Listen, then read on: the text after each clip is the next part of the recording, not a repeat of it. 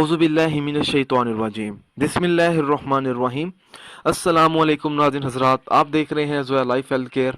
दोस्तों, आज मैं आप लोगों को एक ख़ास अमल बताऊंगा, गम से निजात का वजीफ़ा।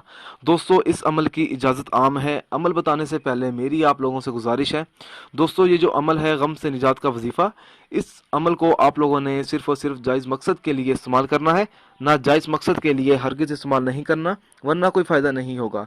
बाज़ अवाक़ात इंसान के दिल पर ऐसा गम सवार होता है कि वो गम किसी तरह दूर नहीं होता। गम की शिद्दत के बायस किसी भी काम में इसका दिल नहीं लगता, यहाँ तक कि अल्लाह की इबादत में भी उस शख्स का दिल नहीं लगता। हर वक्त जो तबीयत होती है गम में डूबी रहती है, तो उस शख्स को चाहिए कि वो ये अमल करे। अमल इस तरह से शुरू करना है, बावजू हालत में 61 मरतबा दुरूद शरीफ पढ़े और पानी पर दम करके गमज़दा को पिलाए।